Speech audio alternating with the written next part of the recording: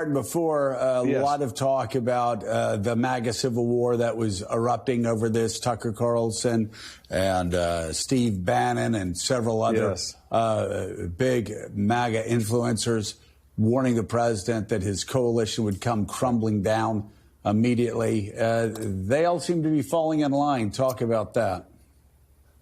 Well, this was a one-off strike until it's not. I mean, look, I think if this is a replay of what Trump did the first time around, where he did do targeted airstrikes, Trump's fine with aerial assaults.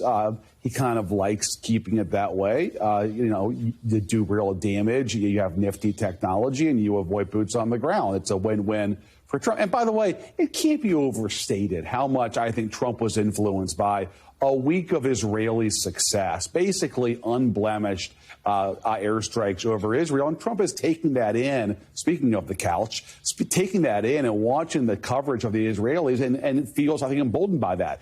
But look, Joe, I think the big question with MAGA going forward is this going to be something beyond what we saw on Saturday night, going after 3 nuclear facilities, or is there hopefully not some kind of reprisal that the Iranians take out on our interest, whether it's a base or an embassy or something else, and then a response to that by us on more Iranian assets? And if that's the case, then you have a whole different conversation on congressional authorization and a broader conversation on what Trump's coalition at that point says. Trump's coalition can get behind him, salute, and rally to the flag and the commander-in-chief on one Saturday night's successful B-2 attacks from above. It's a different story if we're in a weeks-long, months-long, tit-for-tat, wider conflict with a major Iranian, a major Middle Eastern country. So I think that's the great question going forward. How much can the Trump base bear? They can certainly do Saturday night.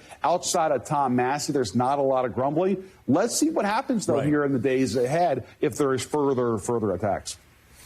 Well, I mean, if there's an Iranian strike and American troops are killed, obviously that will invite a response as well, and that's when there becomes a problem. And I suspect that may be, Jonathan O'Meara, one of the reasons why the president tweeted out what he did yesterday about regime change.